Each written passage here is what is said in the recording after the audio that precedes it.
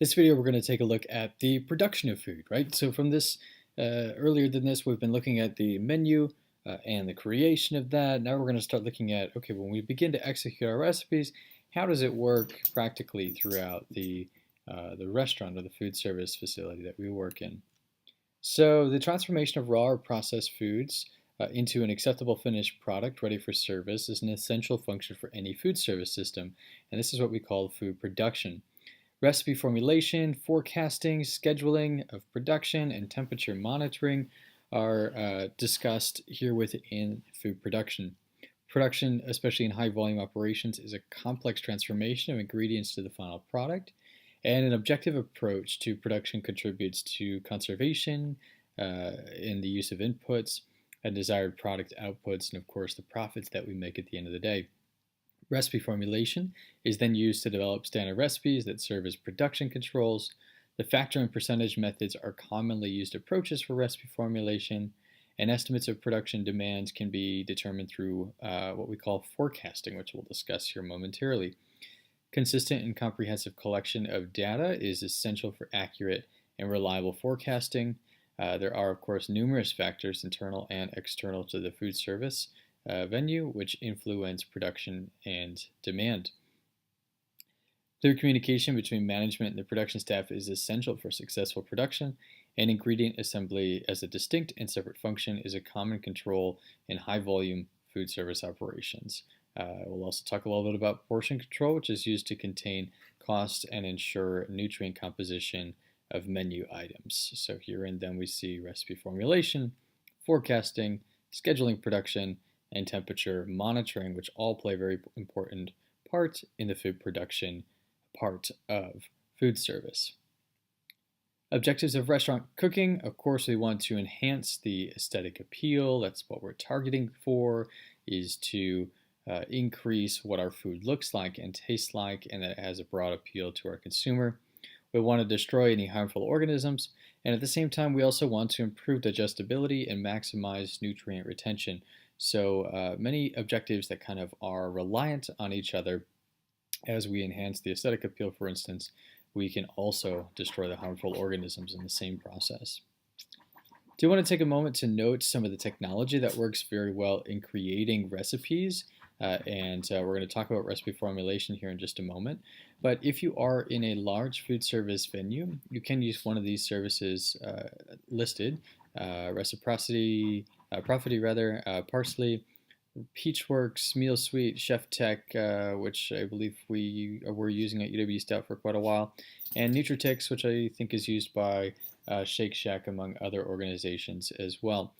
These computerized systems help you create recipes which are standardized, and then do a lot of the math in terms of the costing, and also helping you find products which are from your purveyors as well. So especially important in large-scale restaurants, but just as important in small-scale restaurants if you want to make sure that you're protecting as much as your profit that you can by creating a standardized form of the recipe. Thereafter, recipe formulation.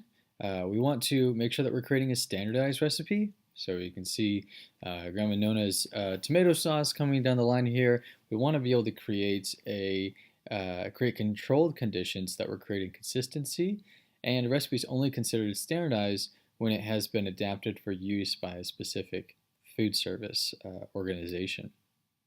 Therefore, we must create a recipe, and it should be, like we said, in the standardized form, one which has a standardized format. And that format is an orderly arrangement of the recipe information, and it should include a recipe title, of course, that's obvious and easy to find, yield and portion size, which we'll talk about a little bit in a moment, then the cooking time and temperature, and also the ingredients. And here we have listed AP and EP, which again we'll explain. And so that is the as purchased amount, and the edible portion. We'll explain why that's important, especially when it comes to large-scale food service operations. So here's kind of an example of a recipe. As we look through that recipe, it's got a very clear and obvious name.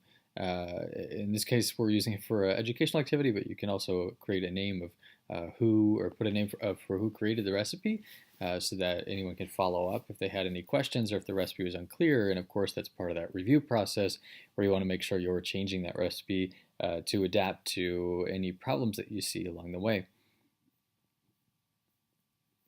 And then after that, we also have the serving amount, which is very important. This is also known as the yield amount, and that shows here on this one 30. Oftentimes you want to make sure you make your recipes for like 10 or multiples of 10 because it makes it a lot easier to do the math, especially if you're in a larger organization. Then you can easily multiply. Let's say we're going from 10 to 30, we can easily multiply by 3 on all these categories. And we'll be able to create a larger recipe for that particular item.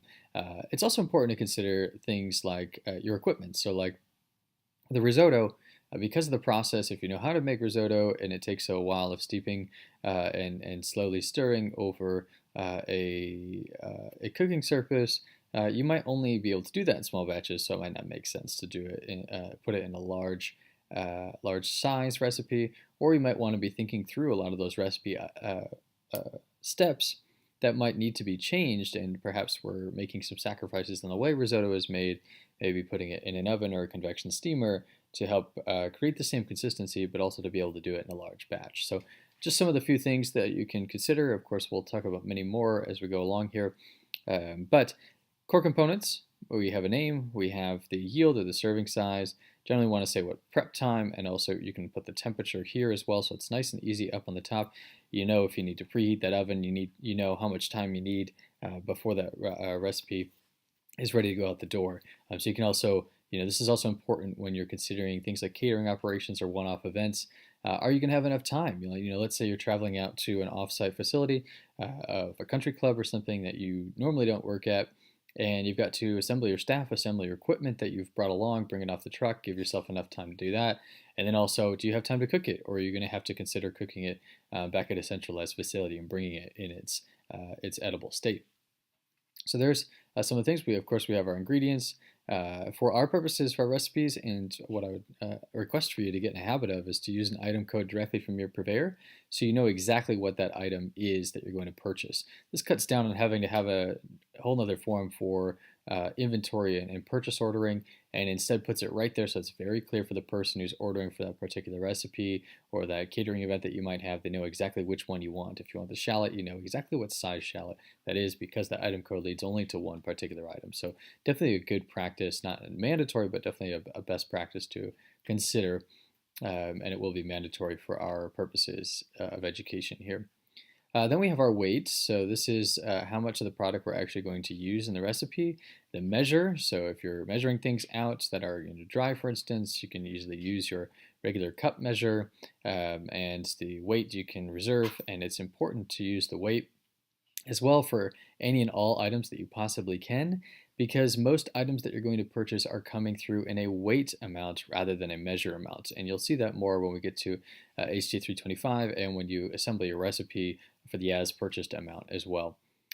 So then after is an as purchased amount. Don't worry so much about this now, there'll be a whole other video about that, but this is really about how much you're going to actually purchase. So just to give an example of that, we talk about our yield percentage of a particular item, and this is the difference between as purchased and edible portion. So you'll recall that the as portion amount is here, and the actual portion, or the edible portion, the portion that's going to go out to the consumer, is right here. You'll notice always that the as purchased amount is higher or equal to that of the amount that is in the actual weight. So you can see a lot of them matching up here, but there will be some slight variation, like chives as a good example right there. Okay, so as we move forward, how we explain yield percentage of the difference between as purchased and edible portion is to think about like a potato. You can also use a melon as a good example as well. But when you bring that potato in-house to the restaurant, you've purchased a certain amount of that potato. Let's say one potato, maybe that is an 8-ounce potato. And you need 8 ounces for your recipe. Well, if I have 8 ounces of potato, and what do I need to do for that recipe but peel that potato, I'm no longer going to have 8 ounces of potato, right? I might have 6 ounces or 5 ounces after I peel that potato. So what we do is we find out, and there's been plenty of organizations who've done this in a standardized format, to find out when I peel that potato and peel away all the peels, how much is left. And they find a standard percentage for that particular item. So nowadays you just have to look that up. But in this case, they're saying that a potato would be 63%. A peeled potato would be 63%. But of course, we don't buy our potatoes already peeled, or in most cases we don't. So we need to figure out what the 100% weight of that item is. So if we think back to that recipe, think of this as the 63% of the potato, and this is the 100% of the potato. Because we do need to buy them in at 100%, peel them away, and ensure that we have this amount left of our potato, or in this case rice, or chives, and so on and so forth. And that's why you'll see it primarily in items like vegetables, raw produce, fruits, as well as meats, because you will trim away meat fat and things of that nature as well, but not for items like dry storage items like rice arborio or Parmesan cheese if you don't have any sort of rind or anything that you're going to remove. So primarily the idea is anything that creates waste, like those potato peelings, is what's going to be considered something for the yield percentage of that particular item. Okay, so after that then, if we are adjusting a recipe, so let's say we wanted to switch this recipe from 30 portions to 90 portions, what we need to do, and we'll have a review of this when we look at our standardized recipe, what we need to do is take our new recipe amount, divide it by our old recipe amount, and get a multiplier. So in this case, that's 3 times. We take 90 divided by 30, and that equals 3 times. Now, what we need to do is make sure that we go through on each item and multiply each of those amounts by 3. That goes for the as purchased amount as well as the actual amount. So that is the actual portion and the edible portion, the as purchased amount and the edible portion both need to be considered and to be multiplied to adjust that recipe. But again, we'll have a review of that later when you write your very own recipe. Just wanted to put that out there now as we're looking over the regular recipe amounts, so it kind of sticks in your mind. Thereafter, forecasting. Forecasting is very important. This is how we figure out how much we're going to make. It's a prediction of food needs for a day or other specific period of time. So it could be a week, it could be a month. Depends what kind of menu you're doing, of course, as well. If you have a cycle menu, forecasting for just a weekly basis, whereas if you know that you're running the same recipe, you might be able to extend a little bit further, but generally it's mainly for a day or a week period. A great amount of time is needed to complete all phases of menu production. And accurate forecasting minimizes the chances of overproduction and, of course, food waste because of that as well. Something like 46% of our food at the retail point, that is to say food service venues and restaurants, is wasted. So we want to make sure that we are saving as much of that food as possible because, of course, that means profits at the end of the day. And it also makes sure that, of course, environmental and other changes are not being as affected as badly as what they have been because of the waste in our industry. So past data is used to determine the needs and establish trends in all forecasting methods. And whether using a manual computer or forecasting method, factors such as cost, accuracy, relevancy, lead time, pattern of food selection, and ease of use should be considered. So one way that we do this, and the most common way that we do this, is the moving average. So you might take a look at a week or something like this, and you're going to see of that particular dish how many were sold on each day. So Monday might be 25, Tuesday 27, 25 again, 23, and we might see that on the weekends it begins to pick up a little bit, and that item really sold hot. So it's a great indicator, first of all, to see what days do we need to prep more of that particular item, and also on average, how many do we need to have on hand for any particular week, assuming that this is a regular week and not like the Super Bowl didn't come into town that particular week or something. Okay, so the moving average, the way that works is to take all of these numbers and add them up, which is what this 246 symbolizes, divided by the number of days. So in this case, 7 days you're open. Of course, if you're open only 6 days a week, you divide by 6. And you see that on average, you're going to want to have 35 items stocked. You want to be looking out for outliers where, this might have been a wild weekend and may not be the regular week average. So you want to find that week that is regular, so you might adjust this down to 32 portions that you want to make sure you have on hand on any given day of the week. But of course, if this is a regular trend, you're going to want to keep it at the regular 35. So as mentioned before, there's really 2 methods to figuring out the moving average, and the sources for that are either your POS system, which tells you how many items you have sold of a particular dish, or using the Red Book by hand. So tabulating how many of each particular item. This is the old way that we used to do it. We used to tabulate by hand our finances and otherwise in what was called a Red Book, and you would take the number of each particular item sold and then be able to get that same moving average in a more systemic and drawn out written way.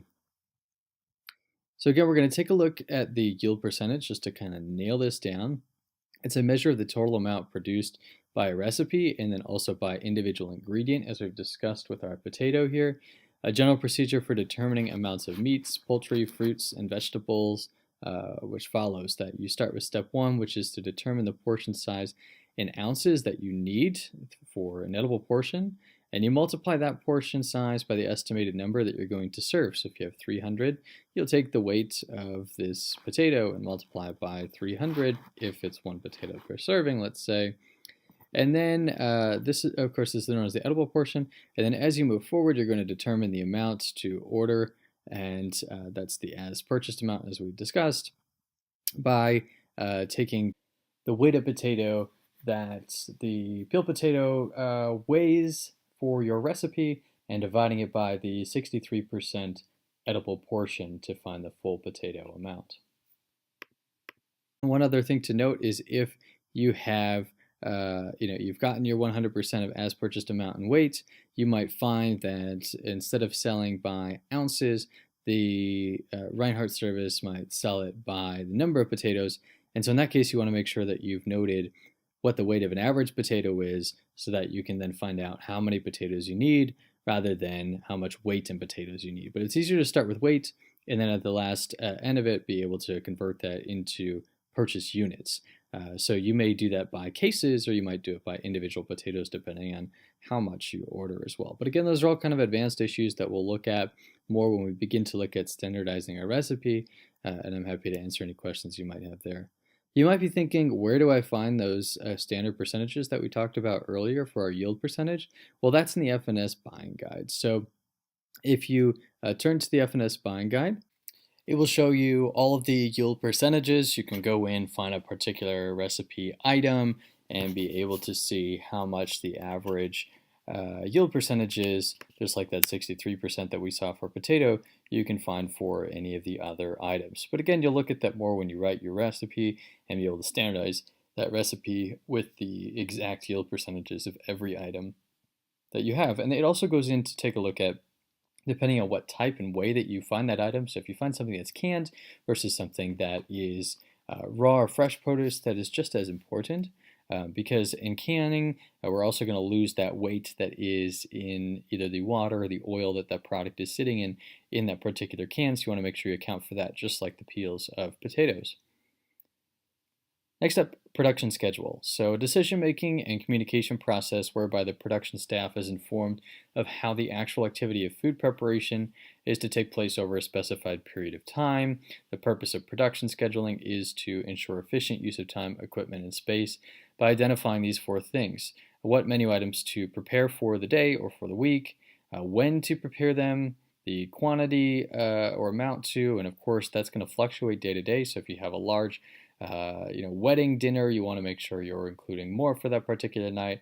And of course, you want to make sure you had purchased more for that particular night, but that you're going to prepare for making it for that particular night as well. And then finally, who exactly should prepare them so that you can divvy up all of the responsibility in the kitchen and otherwise.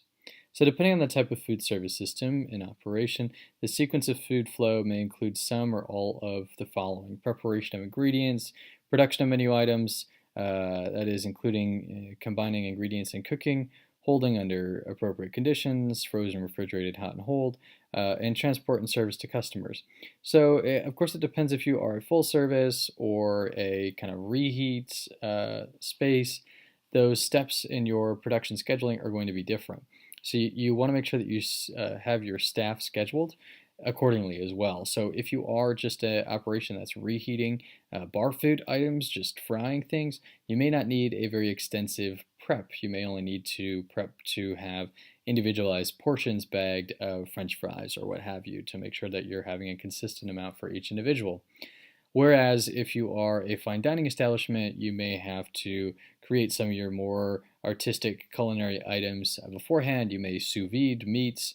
You may do a number of other pieces of prep work, which are vital to making sure that your service doesn't run over time, and that you're not making every item to order. Instead, you're kind of pre-cooking some items or preparing things which will expedite your service when customers do come in, because everyone wants to come in for 1 or 2 hours of a dinner service in order to be served, and you want to be able to be efficient, yet also make sure that you don't lose quality in what you're doing as well. So these schedules are a detailed document used to communicate with to the production staff the work that needs to be done for a specified period of time, and the source recipes to be used by name and code number, the standard portion size, and the target completion time should all be included on these written schedules that you would give in a large restaurant to different individuals who are doing their production for the day. So it's kind of like par levels of things that need to be prepped or cooked for that particular day. And that way it's very easy to make that beforehand, give that document to someone, and be able to go on to other management tasks that you have for the day.